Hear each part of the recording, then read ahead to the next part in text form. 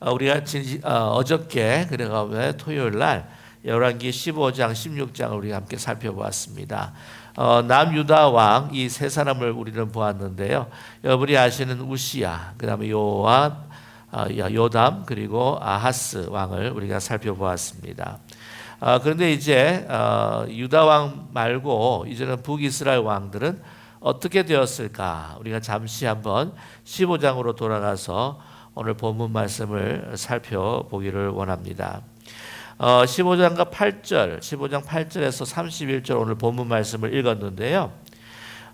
남유다 왕 그 10대 왕이 바로 우시야 왕입니다. 우시야 왕이 참 오랫동안 통치를 했습니다. 나중에 나병에 걸려서 별궁에서 감옥과 같은 생활을 할 수밖에 없었지만 그러나 52년간을 통치를 하였습니다. 근데 52년 동안 통치하는 가운데에 이 북이스라엘 왕들은요 너무나 많이 바뀌었습니다. 보게 되면 어떻게 바뀌었는가? 이게 뭐 부왕으로부터 이어받아서 그 아들이 왕이 되고 그런 것이 결국 아니고요.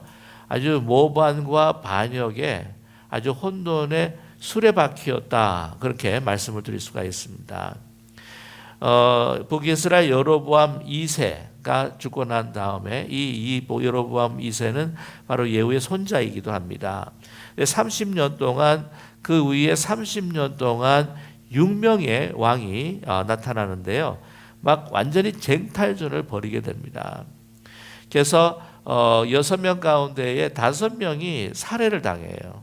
모반으로 인해서 반역으로 인해서 살해를 당하게 됩니다. 그래서 여러분께 먼저 그 왕들의 이름을 좀 이렇게 소개해드리면 이제 14대 왕부터 시작해서 이제 19대 왕인데 바로 스가랴로 시작해서 살룸, 므나헴 그리고 브가히야. 이 브가히야만이 이 부왕이 므나헴입니다. 그래서 모반과 살해로 이어진 것이 아니라 이건 그래도 부왕으로부터 이어받은 것이죠. 그러나 이 부가히야도 이 베가라고 하는 자에게 이 반역으로 통해서 살해를 당하게 됩니다.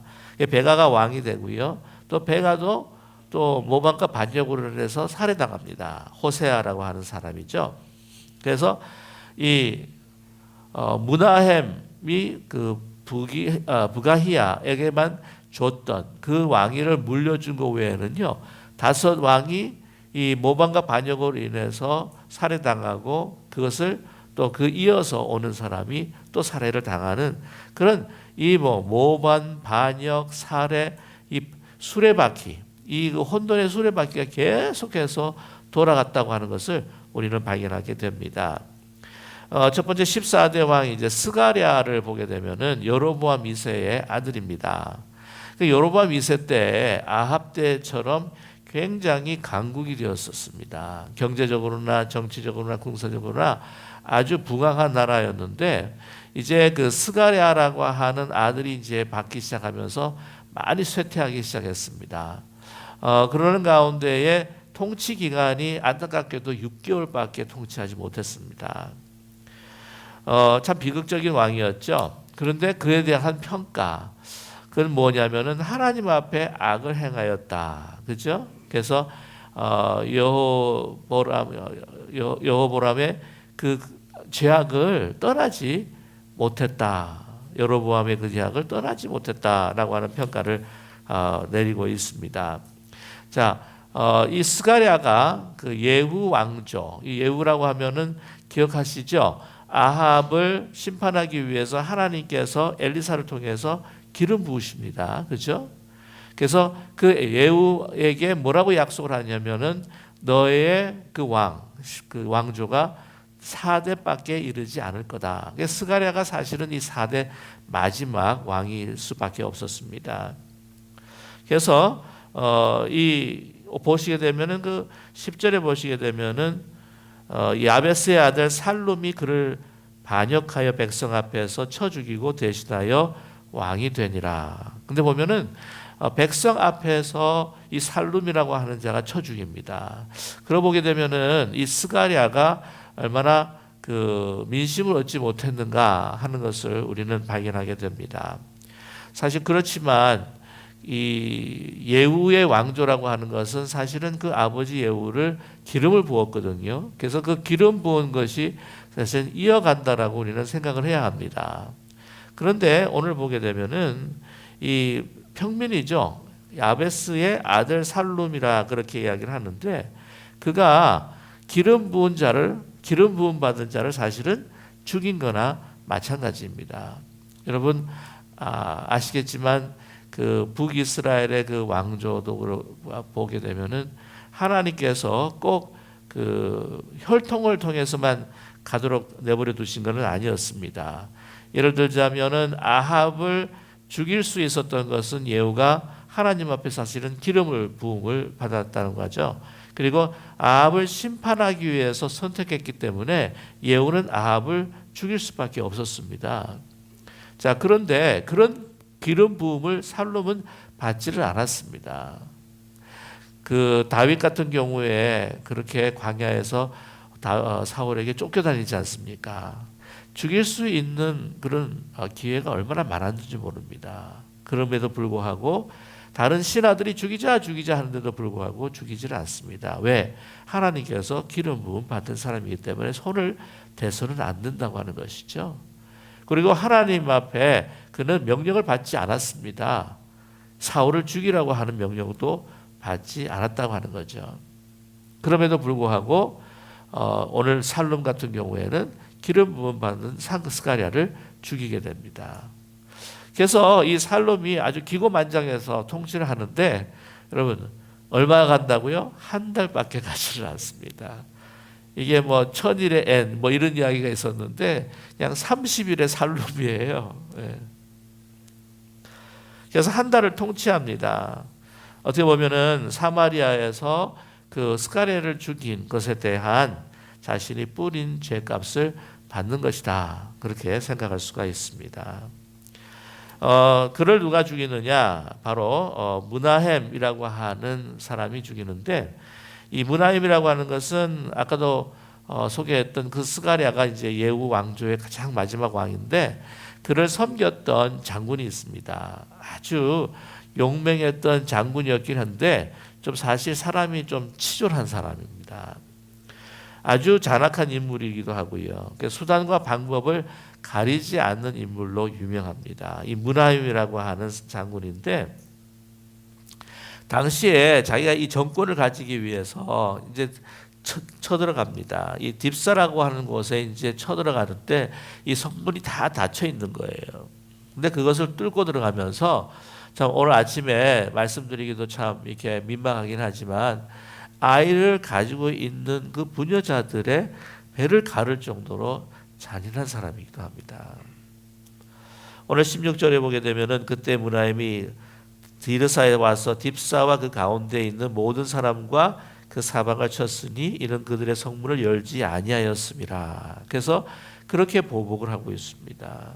이 굉장히 무자비하고 이 약한 자들에게는 그렇게 강할 수가 없고 이 강한 자에게는 또 그렇게 야비하게 아부하고 또 약해질 수밖에 없는 사람이었다고 하는 거죠. 그걸 어떻게 알 수가 있냐면은 그 아수르 왕 오늘 말씀을 보게 되면 19절인데요. 아수르 왕 불이 와서 그 땅을 치려하매 므나헴이 은천 달란트를 불에게서 주어서 그로 자기를 도와주게 함으로 나라를 자기 손에 굳게 세우고자 하여라고 이렇게 기록하고 있습니다. 이 불이라고 하는 사람 여러분 디글랏 빌라셀이라고 하는 아수르의 왕입니다. 그 다른 이름이에요. 디글랏 빌레셀의 그 다른 이름이 불인데 그 3세입니다.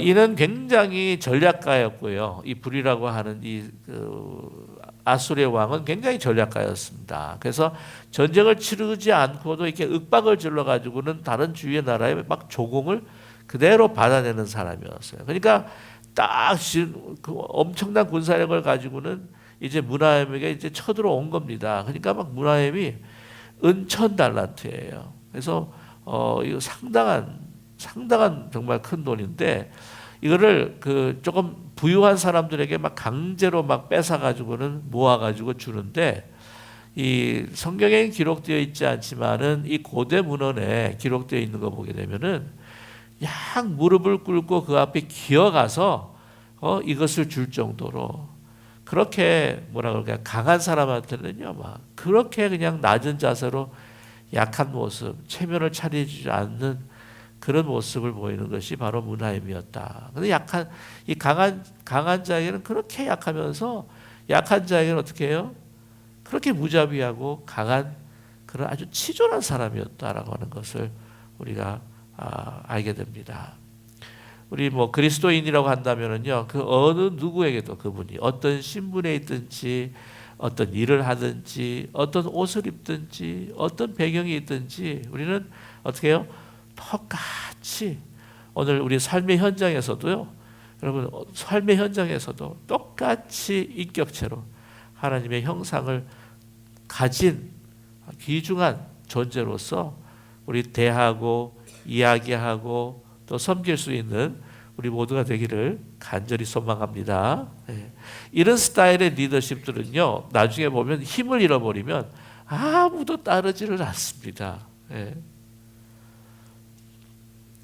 그래서 이 문하햄 근데 나중에 이 문하햄이 그래도 이런 사람들이 어떻게든지 수단과 방법을 가리지 않고 이렇게 그 권력을 막 가지려고 하거든요. 그걸 막 유지하려고 애를 씁니다. 그래서 그런지 그래도 자기 아들에게 이 왕자를 물려주게 됩니다. 부가히야라고 하는 것인데요. 어떻게 보면은 용기 있는 사람들 여러분 보면 이 역사를 보게 되니까 용기 있고 믿음 있고 좀 올바른 일을 하는 사람들은 제가 이런 말씀을 드리는 다 그렇다는 건 아니에요. 다 그렇다는 건 아닌데 이게 굵고 짧게 사세요.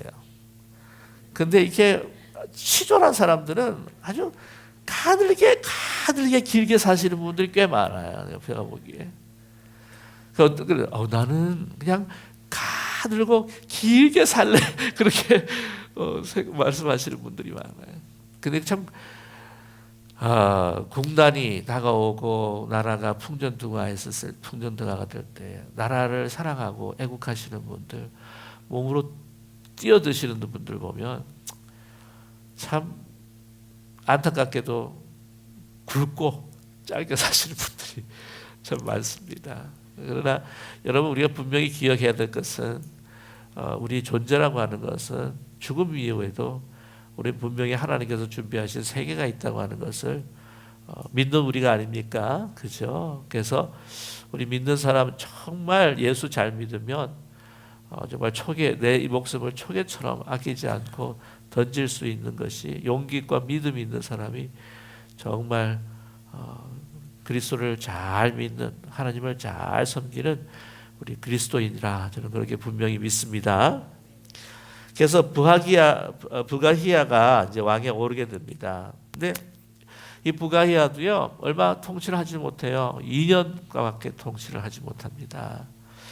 그래서 나중에 그 18대 왕 베가가 되는 그 사람이 이 반역을 하고 이제 그 부가히야를 이제 죽이게 되는데 오늘 그 25절의 말씀을 보게 되면 이런 기록이 있습니다. 그 장관 르말야의 아들 베가가 반역하여 사마리아 왕국 호이소에서 왕과 아르곱과 아리엘을 죽이되 길르앗 사람 50명과 더불어 죽이고 대신하여 왕이 되었더라. 그렇게 이야기합니다. 이 사마리아 왕국 호이소는요, 그 기록에 의하면 굉장히 높은 망대 위에 있는 곳이라고 이렇게 이야기합니다. 여기서 보면은 보안과 그 시큐리티가 굉장히 철저한 곳이라고 하는 거죠. 그래서 그런데도 불구하고 거기에 나는 뭐 요즘같이 뭐 미사일 있으면은 거기다가 뭐 투하하게 되면은 다 죽일 수도 있겠지만 그때는 안 그렇지 않잖아요. 높은 망대에 있으면은 호위병에 그 호위를 받고 있으면 나는 안전할 것이다 그렇게 아마 생각을 할 것 같아요. 그러나 그러지 않았다는 거죠. 용맹한 게릴라 그 사람들을 앞세워 가지고 게릴라 전투를 이제 베가가 벌이는데 그 높은 곳까지도 올라가서 이 부가히야를 살해하게 됩니다. 그래서 사실 어떻게 보면은 우리가 인간이 사는 곳에서는요, 안전한 곳이 없다. 하나님께서 지켜주시지 않으면 정말 안전한 곳이 없다. 저는 그렇게 생각을 합니다. 그래서 이제 베가가 그 왕위를 차지하게 되는데, 이 베가는 굉장히 용맹하고 전략가였습니다. 그래서 굉장히 군사력을 키워요. 그래서 군사력을 키우면서, 그러나 이도 하나님 앞에, 여호와 앞에서 악을 행하고, 그리고 여로보암의 죄에서 떠나지 못한 사람 중에 한 사람이에요. 사실 어떻게 보면 이 모든, 지금 여러분께 언급했던 모든 사람이 다 마찬가지였습니다. 그런데 이제 배짱이 두둑해진 거예요. 그러면서 이 사람은 어떤 정책을 썼냐면 반아수르 정책을 썼습니다. 그래서 아람과 동맹하여 가지고 맨 처음에 그 친아수르 정책을 치는 누구를 공격합니까? 유다를 공격을 해요. 그러니까 유다가 그때 당시에는 아하스 왕이었거든요. 기억하십니까? 어저께? 예, 아하스 왕이 우리를 도와달라. 그래가지고 막 조공을 바치면서 아수르를 끌어들입니다. 근데 아수르가 그 돈을 받고 오면서 유다도 괴롭히지만, 이제는 이 북이스라엘도 칠 수 있는 명분이 생겨가지고, 분명한 명분이 생긴 거예요. 그래서 공격을 해버립니다. 어떻게 보면은 그때의 정치판도, 그때의 그 힘의 흐름을 사실은 어떻게 잘 판단하지 못했고요. 뿐만이 아니라 이 베가는 자기의 힘을 믿고 우상을 섬기면서 정말 하나님 앞에 회개하지 않고 돌아오지 않았던 이였습니다. 그래 나중에 막 그 아수르의 공격을 받으면서 완전히 그 나라가 이제는 막 초토화가 되고 막 멸망하기 시작하는 거예요. 막 힘이 완전히 빠지기 시작합니다. 그래가지고 많은 그 베가 왕 시대 때에 그 아수르 군대가 와가지고는 많은 사람들을 또 포로로 잡아갔습니다. 이제 그때 연약해진 그 아주 약해진 틈을 타가지고는 친아수르의 그 정책을 가지고 있었던 오늘 보면은 누구죠? 이름이 많아가지고 제가 이렇게 또 호세아. 예, 호세아로 인해서 죽임을 당합니다. 그래서 일단 잠시 동안 아수르는 친아수르 정책을 치는 호세아를 일단 두기는 하는데요. 나중에 결국 북이스라엘은 망하고 맙니다. 오늘 이 말씀을 이제 리플렉션을 해보면서 우리가 알 수가 있는 것은, 이상하게 하나님께서 결코 개입하지 않으셔요. 예후처럼 무슨 아합을 심판하기 위해서 예후를 기름 붓는다, 이런 게 없습니다. 그러니까 인간의 그 극한 죄악으로 인해서 계속해서 모반하고 반역하고 살해하는 그 역사를요, 그냥 내버려 두셔요. 하나님이 손대지 않아도 그냥 죄악된 인간들이 그냥 서로 알아서 처리를 하는 거예요. 어떤 때는 우리가 마음속에 그런 생각을 가지게 될 때가 있습니다. 아니, 하나님 왜 저렇게 분명한 악을 보시고도 이렇게 처리를 안 하십니까? 막 답답해 하시는 분들이 가끔 있어요. 이 역사를 보면서도 이렇게 보면서. 그런데 하나님은요, 역사하실 때 아주 적극적으로 개입하시는 부분도 있지만 그냥 내버려 두실 때가 있어요. 여러분 아시겠지만, 그러나 더 무서운 건 뭐냐면 하나님이 개입하시지 않는 겁니다. 내버려 두는 거예요. 아니, 무관심하게 너 알아서 그냥 내버려 두면, 그건 막 인간의 죄악이 관영을 해가지고 막 자기끼리 죽이는 겁니다. 자기끼리.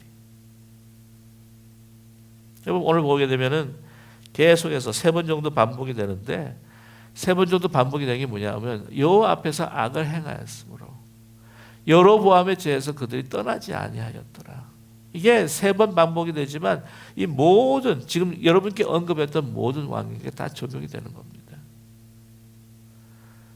그리고 생각을 해보면은요, 반역을 해서 그 왕을 자리를 차지할 때 어떤 생각이었을까요? 살룸은 아마 그래서 아까 보면 스가랴를 바라봤을 때 살룸은, 야, 저래 가지고 왕 노릇하겠어? 내가 그 자리에 있으면 내가 더 잘할 수가 있어. 분명히 그렇게 생각했을 거예요. 그렇지 않습니까? 우리도 보면 누가 이게 하는 거 보면 마음에 안 들어. 내가 하면 더 잘할 것 같아. 아마 이 반역해가지고 왕을 차지하는 사람들 똑같은 생각을 가졌을 거라고 생각을 합니다. 내가 더 잘할 수 있기 때문에 반역을 하는 거예요. 내가 그 사람보다 더 통치를 잘할 수 있다고. 물론 권력욕이 있어요. 있는데 그 사람보다 내가 더 잘할 수 있다. 내가 처리하면 내가 더 잘 처리할 텐데. 그런 인간적인 교만함도 가지고 있다고 하는 거예요. 여러분, 그래서 나중에는요, 하나님께 손을 떼시니까 바로 자기들끼리 막 죽이고 살해하고 피 흘리고 하면서 나중에 결국에는 아수르에게 완전히 망해버립니다. 유다보다 163년 먼저 망해버리고 맙니다. 저 여러분, 오늘 말씀을 통해서 이 혼돈의 이 수레바퀴, 우리 죄악의 수레바퀴의 그 끝에는 어떤 역사가 지금 이루어지고 있는가? 내리막길로 내려가는 그 이스라엘 역사를 보면서 다시 한번 우리 자신을 돌아볼 수 있는 우리 모두가 되기를 간절히 원합니다. 항상 우리를 낮추고 우리가 하나님 앞에 정말 겸손하여서 나는 무지합니다. 하나님께서 인도해 주시지 아니하시면 결코 어떤 것도 저는 하나님의 뜻 가운데 감당할 수가 없습니다. 오늘 하루를 살아감에 있어서도 뭔가를 결정함에 있어서도 하나님, 이것이 하나님이 기뻐하신 결정이신가요? 하나님, 저로 하여금 어떤 길을 가기를 원하십니까? 제가 가야 할까요? 말아야 할까요? 사야 할까요? 아니면 사지 말아야 할까요? 만나야 할까요? 만나지 말아야 할까요? 내가 이 말을 해야 할까요? 말아야 할까요? 우리가 하나님 앞에 늘 여쭙고 내가 하나님보다 사랑하는 모든 것들을 다 내려놓고 주님 앞에 나아갈 수 있는 우리 모두가 되기를 간절히 소망합니다. 우리 함께 마음을 모아서 합심하여 기도하기를 원합니다.